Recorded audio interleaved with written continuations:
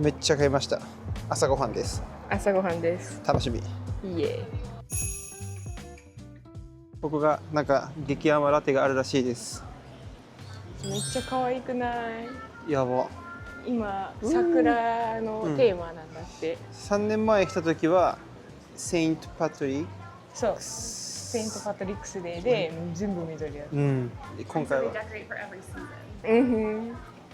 Yeah, last time we came it was St. Patrick's Day when it's all green. This is your hopes for spring. Oh, sorry, can we get the printed receipt? Love and respect. Thank you. Oh, good work. Warm weather. Oh. Takako. We went for the weirdest. Which one did you get? The matcha blue raspberry.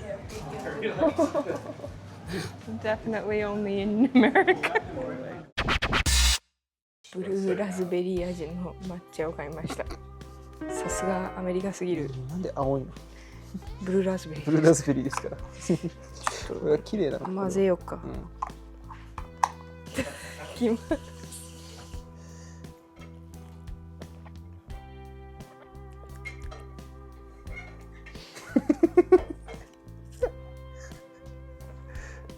ね、抹茶が溶けてない。つぶつぶしてる。つぶつぶパターンね。意外とブルーラズベリーの味しない。あ、そう。何味？なんかすごい薄い抹茶ラテって感じ。味甘くないの？そこまでじゃない。あ、そう。いただきますね。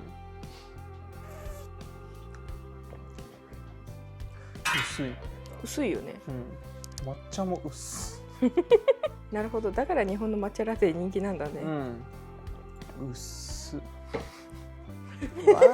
Yeah, you guys should try biting all of them if you want to. いただきます。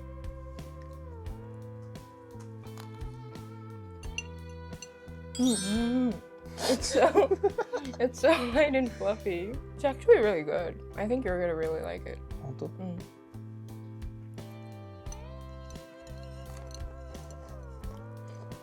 ？You like it? 意外と日本こういうのないよね。It's actually lighter than it looks. Really? He loves it. Tiger tail. Oh my god. Oh my god. Oh my god. やばい。 What? It looks like a babka. Because it's got like the chocolate. Yeah. Oh my god.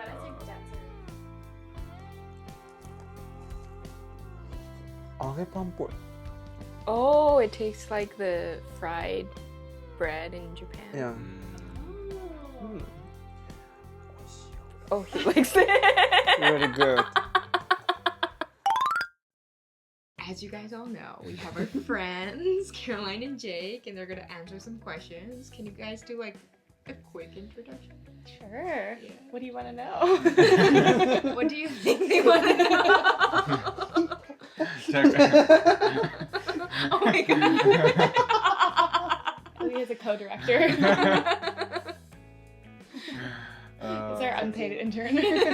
Watch what happens when you stop petting him. Okay, well, I'm Caroline, and I grew up in Colorado with Kay, and yeah, now I live in San Francisco with Jake. I'm Jake. I grew up in New Jersey, so Yuki and I talk about baseball a lot. I like the Mets, who are very bad right now, which I'm okay with because I grew up with them being bad, so that's nice. They're funny. They're so bad they're funny. It's okay. It's okay. But Caroline and I went to school together in California, and then we were friends for a long time, and then we started dating. Now we live together with Tucker. Yay! Now we live here in San Francisco. So we have like a couple of questions about like San Francisco and whatnot, but like, so one of the things we wanted to ask you is like, has living here changed since we came last time? Like maybe safety wise, or like cleanliness, or like just general things that have changed since the last time we came? Yeah, I think For the most part, things are very similar. But when you came to visit last time, was it just after the pandemic? Yeah, Yes. practically. Yeah, so there was still there was definitely still a lot of businesses that were closed, and I think people were pretty cautious. And I think a lot of the like nightlife and music scene and even just people moving to San Francisco had like gone way down. Yeah, it was quieter. And now it feels like there's a lot of people who are moving here, tons of music, lots of nightlife. You know, I think neighborhoods shift around as people move to certain neighborhoods and not others. But I don't think that like to my knowledge, I don't think safety's gone like way up or way down. No, It I feels think similar. statistically it's probably a little better. And I think San Francisco is a city that people, I don't know why in the US, but it gets picked on for being unsafe. But it's like any city where there's certain parts that are really bad, but for the most part it's a really beautiful city. I love like the parks here, and it's like there's so many trees and so much nature compared to a lot of American cities, which I really love. The food here is incredible. There's such a wide variety of food. Like I don't know anywhere else where you can get so much Burmese food, which I really enjoy. So there's a huge variety. And now we live together. I used to live in San Mateo, and now I get to live in the city with you, which is great. Yay! Wait, I keep having to check my question. Has the prices gone up a lot, or in like? Yeah, I mean, I think there's standard inflation. Yeah. You know, so the whole US has had prices Right. are always going up, but inflation's been really bad lately. Yeah. So Okay. everything is expensive. Yeah. I think a lot of businesses had to raise their prices to compensate for what they lost during the pandemic. And also, right after the pandemic, it was really hard to hire service workers. And Right. so they really had to raise prices to incentivize people to work at restaurants and things like that. So, but of course, people never lower prices. Right. And so it's just kind of stayed very high. And San Yeah. Francisco is the most, if not the second most expensive I think city New in the York US. is. I think San Francisco is more expensive for certain things. New York is probably crazier for rent and drink. I think New York's probably a little bit more expensive in my experience, but San Francisco is definitely the second most expensive. Yeah. And like rent is kind of crazy. Like it's very competitive to find apartments, Right. which is why we're very lucky to have our spot here. Is it going up like pretty quickly or like gradually? I think it's kind of like our economy where it's in like Yeah. fits and starts. You know, it's like Yeah. there's certainly like an upward trend, and then it depends. You know, like we had the whole problem with eggs, and Right. you know, egg Yeah. prices went crazy high. And then- Gas is really high right now. Even though it's still cheaper than most countries because it's subsidized here, but like it's like $6 a gallon for us, yeah. in California, which is probably the highest in the country. It's really Yeah.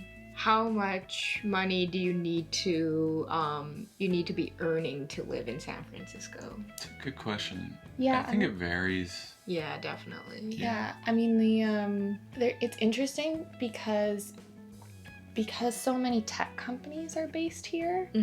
People in tech make a lot of money, Yeah. and so there's a massive disparity in terms of how much people make. Yeah. Because some people just make a ridiculous amount of money, Yeah. and then we of course have a big homelessness problem. Yeah. There are also like thriving lower income communities nearby. So I will say like there are things like childcare costs that are just prohibitive that like I think you in order Healthcare. to pay for Yeah. that stuff you do have to make quite a lot. Yeah. But I would say, it depends on like your neighborhood and support system. Like some people have like a really close-knit community where they're like it's cheaper where they live and groceries are cheaper, but there's probably a median average that I would say. I mean, it depends. It's very normal to have roommates. Like people Yeah. people are smart about that kind of stuff. So like, Right. Jake Yeah. had 3 roommates before we lived together. I had 3 roommates.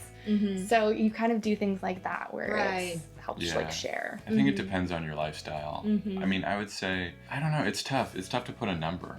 Right. Yeah, definitely. Yeah. Yeah, I was also curious, like, because I heard in Colorado that some other states bring homeless people on buses. Oh yeah. to No, that actually is something yeah. smaller cities will bus people to San Francisco.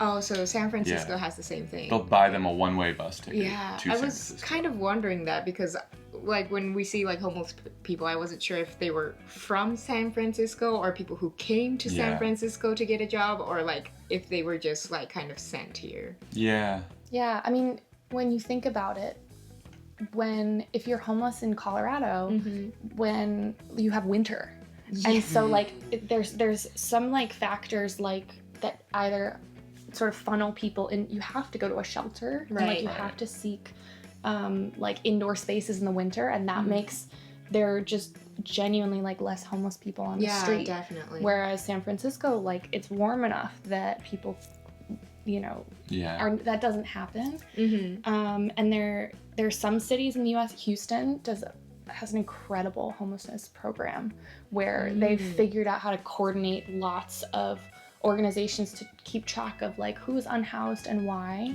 and then help hook them up with either mental health services or low-income housing or whatever. Wow. San Francisco, it's much tougher because we have a whole bunch of different counties, and so if Oakland has like these organizations who are doing great work and the San Francisco ones who are doing great work, but it's really easy for people to move between them.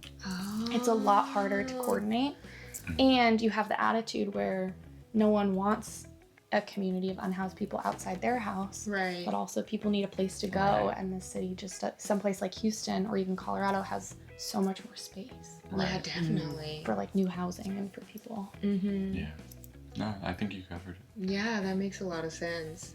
And I think, kind of like Jake was saying, San Francisco has a reputation for having a real homelessness problem, and we do. And also, like per capita, we have less than other cities. You know, Seattle is worse, Los Angeles is worse, New York is worse.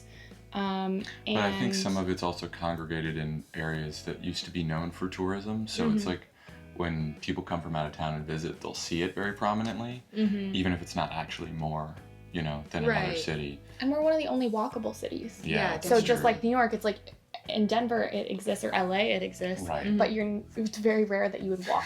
You can't walk through in that LA. area. Yeah, you can't walk in LA. So, but it is a real problem. That people are. But I think it's working also on. in general in the country, it's a real problem. I mean, definitely bigger cities have more of that problem. Definitely. Even in Japan, I think it's the same. And there's no, like you were talking about, like there's no basic income if you lose your job. Like you have there's not a great support there's nothing there to system for support that. you. You can qualify for like food, but even that is, you know, it's difficult to like somebody who live that loses way. their job but has, you know, a family member or something where they could stay with their parents, they're going to be fine, and it's not that bad, right? I mean, it's still tough to lose your job, but if you don't have a support system and you're alone, you could you could have a really good job and a really good life and be in trouble like really quickly because stuff runs out. And California has like a better, you know, unemployment system than most, but still, if you don't have a good support system, it can be really difficult. Yeah, that was another question we wanted to ask because we don't really have layoffs in Japan. You're not like technically you're not allowed to fire people. Wow. But so like what happens when people get fired? Like what's kind of like the process after that? Because it's just something that we don't know about. Yeah, it's different at every company. Layoffs are very, very, very common in the US, especially with people.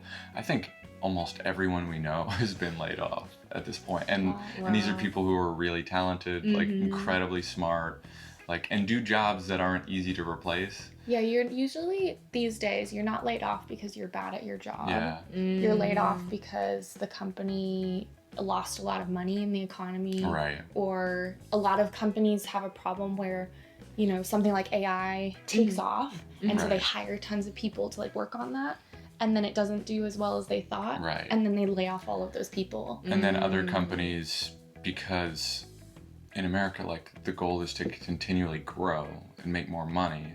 So even if companies are doing well, sometimes they'll just lay people off because they're clearing money, and that means like, you know, the CEO or something can take more money. So it's frustrating and complex, but usually what happens is people get laid off, and depending on the company, they'll get paid a little bit by their company if they have like vacation and stuff left over.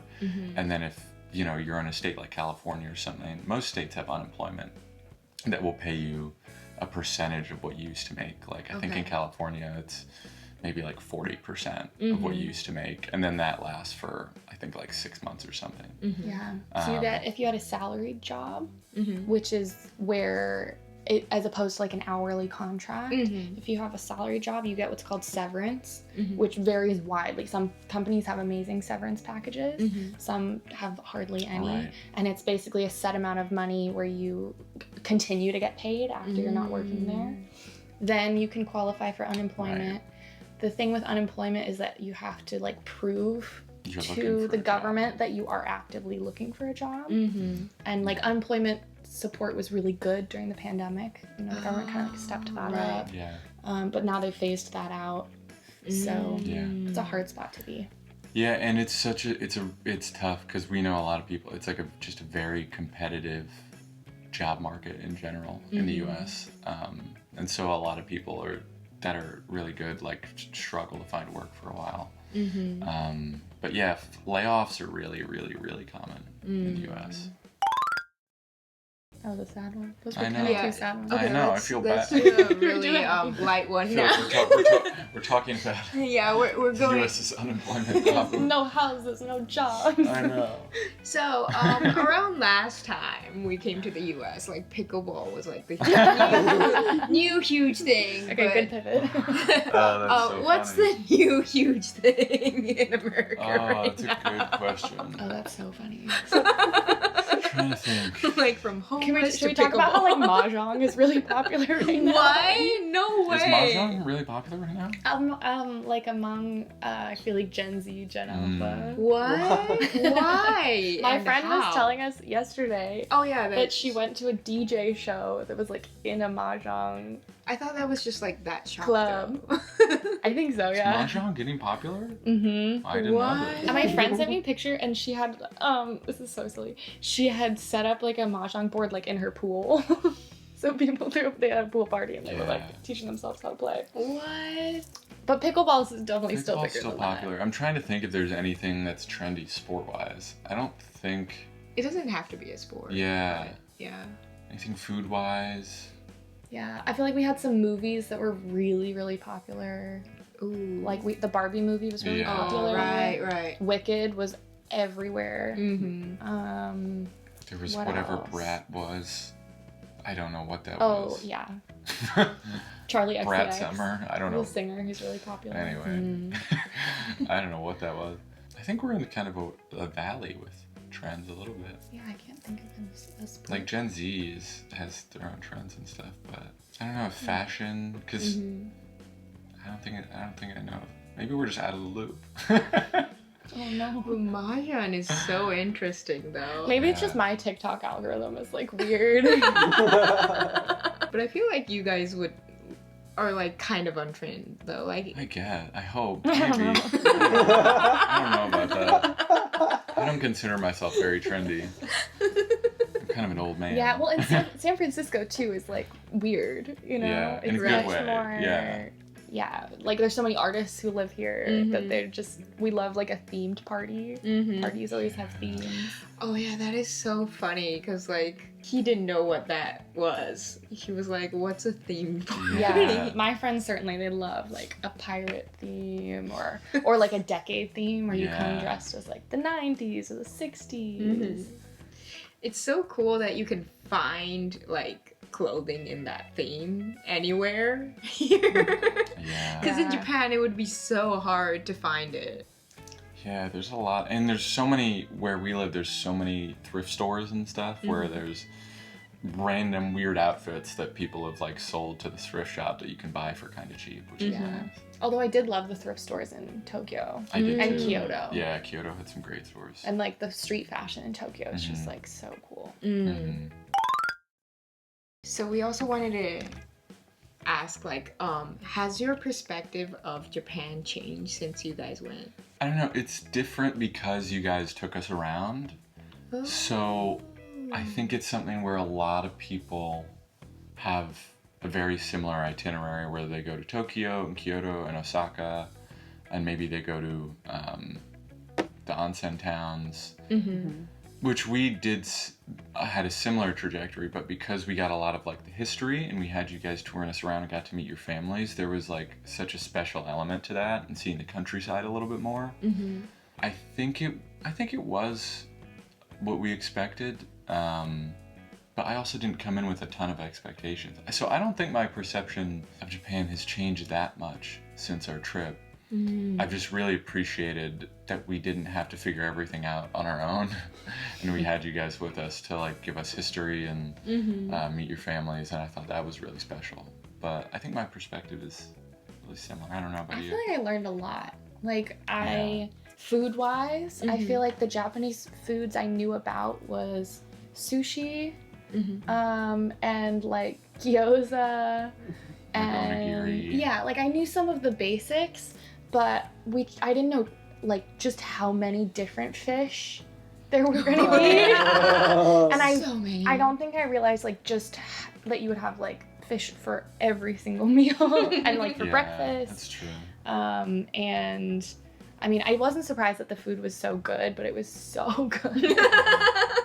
And I think there's a stereotype too that like portion sizes are really tiny in Japan. Yeah, and I felt like we ate so much food. And we learned the rice at the end of meals where they would bring you rice and like you'd clean up your plate and sometimes with whatever was left and they'd pour it on top of the rice and you're like, oh no, there's more. I thought I wanted more, but this is too much. So that I didn't know. Or like is it izakayas? Yeah. Where I feel like they're like imitation, or there are Japanese run izakayas in the US, but it's not like you're in your own room and you order and you sit on the floor and like I love that was so fun. Yeah, that was really nice. Yeah, there's a couple of good izakayas on the peninsula, but it's not the same. But they kind of you're still at like a you're still high sit up down, table, and you still sort of like an American restaurant, like you order all your food at the beginning. I do think it's interesting that since we've been, I mean, it was sort of starting when we went, but like everyone we know is like, we're going to Japan. You know, it's become such a because we're also in California where it's easier to fly to Japan than it is to go to Europe. And so people are like, wait, I should just go to Japan. Yeah, there's so much to admire about Japan. I mean, I mentioned the fashion, the food, but I knew that it was going to be clean and polite, but people were so nice. Like, the hospitality was really incredible. You know, it was kind of like, it didn't matter, like, what price hotel we stayed at. It was going to be nicer than, like, almost anywhere else you could stay in another country. Like, just, I feel like the standards for cleanliness and that kind of thing were really high. The countryside was beautiful. Yeah. I still think about picking kabocha squash. I mean, calling it kabocha squash is fine, but picking kabocha. Yeah, I'm trying to think anything else. Yeah, I don't think my perspective has changed that much since we've gone. Reading the air. Oh, yeah. Yuki taught us about reading the air. And I almost ran like people when over.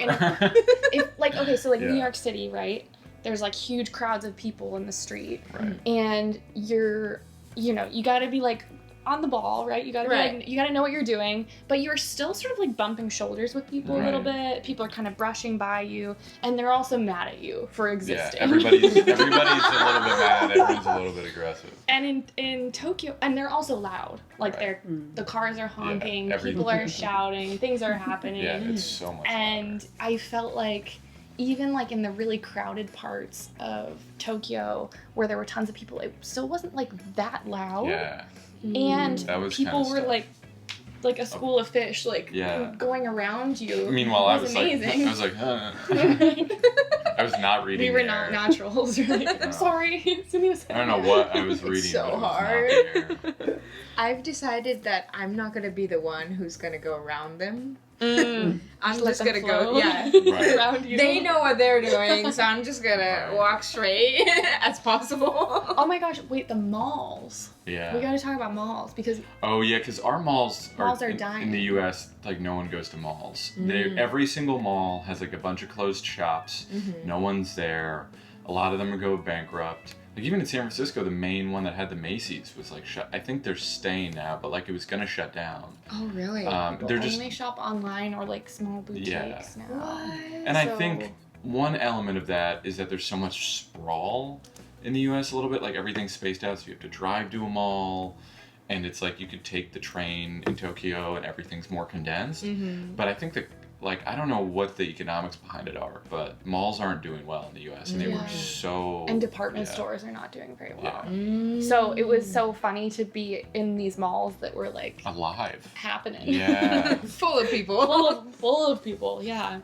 And like very current stuff. How are like your working environments like right now? How so? How so? In Japan, it's usually a 9 to 5 with like a weekend, and like you go to an office. Most companies don't allow working from home. Okay. Maybe once or twice a week, but like a lot of companies want their workers to go to work and like see each other face to face. And like they also have like their fashion also has to be kind of suits or like formal. Yeah, pretty formal. That makes sense. Yeah, so I work fully remote. My schedule's kind of funny where I work like sort of late afternoons to night, but I'm in like a slightly different industry. So it's like a lot of communication digitally. It's a little unique, but a lot of people work remote and I work fully remote. Yeah. Yeah, I sort of work in sports media. Yeah. Sports editor, sports reporter. Yeah. Like, what are your like bosses or like coworkers kind of like? Do you ever meet them, or do you just like do things on? Because everybody's all over the country, I haven't met anybody in person, but we have like, you know, we have meetings and stuff where I get to see people over the call, so it's not like I just type to them, you know, so I have like actually had calls and talked to them. But everyone I work with is like very nice. It's like a nice balance of they're very professional and very nice, which you don't always get everywhere. So I feel like very lucky for that. That people like communicate well, but are also nice, which is like a nice balance to have. Were you like employed online as well too, or did you have to go to like an office at one point? In previous jobs, I had to go to the office a couple times when I was working as a reporter, but I would work sort of like at the stadium where I was like covering games and stuff a lot. So I didn't have to go to the office a lot. I've had like a weird, my jobs have been different than most people, but yeah, so when I was like covering games, I would go down, but I would mostly work remote and sometimes go into the office. Nice. Yeah. How about you, Caroline?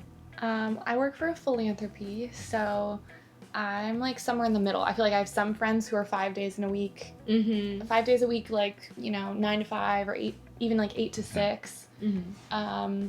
And then some who are like fully remote. Yeah. My company's kind of in the middle, so I go to the office. Everybody in my company goes to the office Tuesdays and Wednesdays, which is really nice. We try to like have a lot of meetings on those days. I try to like track people down in person, and then I'm remote on Monday, Thursday, and Friday. And part of that is because where my company is an hour away, and most of my coworkers don't live where the company is. So a lot of people have really long commutes. So that's part of why we're remote a few days. Though I know before I worked there and before the pandemic, they were also 5 days a week in the office. Oh, okay. So I think like when everybody went remote during the pandemic, companies have been progressively bringing people back more and more.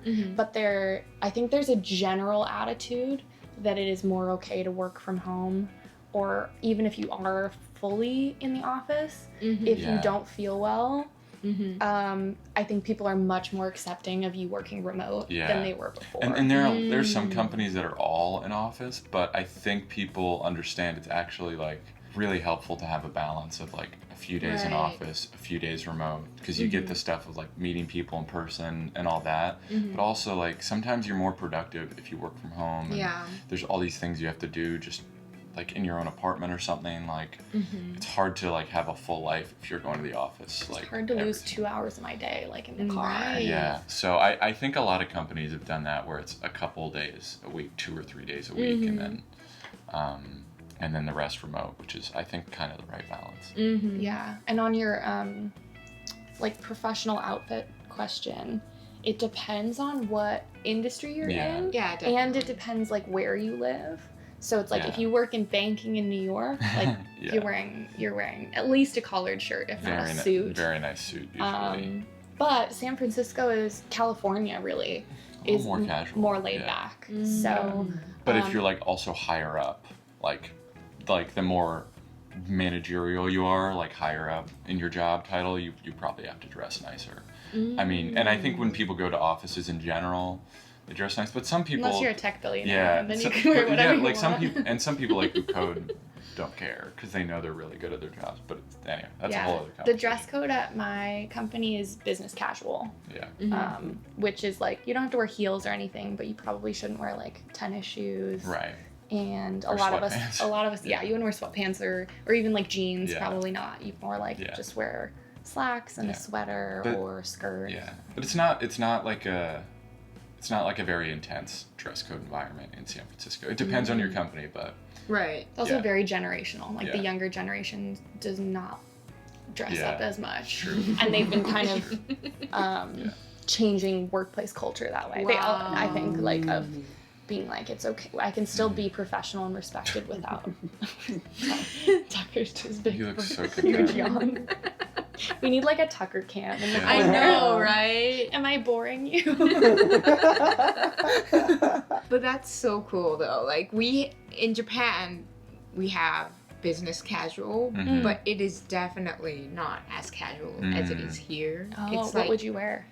a suit. A suit. And I'm like, what do Yeah. you mean by business casual? Like which part of it is casual when you're wearing a suit? I've had a few jobs where I've had to wear a suit, but it's less and less common. Yeah, even in the hot summers, people have to wear full suits, and then some companies are like, okay, you don't have to wear like a jacket and a tie. Right. You can go with just your shirt. Yeah. And like that's very like, oh my god, mind blowing. So true. I do have to remember when I go on business trips to Washington D.C. or New York, I'm like, okay, I have to bring my like nicer clothes because that's much. It's very different there. Like, do you guys work overtime a lot, or like, is it more of like how much work you get done, or is it like? So that's the difference between a contract job or like an hourly job and a salaried job. So salary means like technically I work 40 hours a week, but if there's something that needs to get done, like I'll work more than that. It's just like that's the base expectation, but I don't get paid more if I like work on a Saturday or something. And so that's something where I have worked for companies in the past who like you are working like on the weekends, you're working really late or really early for the same amount of money. Whereas I've also had jobs where I'm a contractor and it's sort of like, hey, at 5 p.m. if you want me to keep working, you pay like time and a half or something like that. Oh, okay. So it really depends. Or like if you work at a restaurant or something like that, that's how it would work. Like what is your situation right now for you guys? Mine's salaried. Yeah. So it's like I just kind of respond to the needs that the company has, and then there's an expectation that I work 8 hours a day. Yeah. On Yeah, weekdays. mine's pretty much the same. Thank you. Yeah, it's been so fun having you in San Francisco. We've been spoiled here. Yeah. We're like, we get so much good food. Like they take us everywhere, and we're sleeping in. Yes. That's been good. Yeah, we're being spoiled. It's a fun place to visit, I think. Yeah. Yeah, definitely, especially with friends. Yeah, and we love Japan, and we love you guys. Oh, True. I love you too. So thank you guys. Thank you. Thank you. Bye. Bye.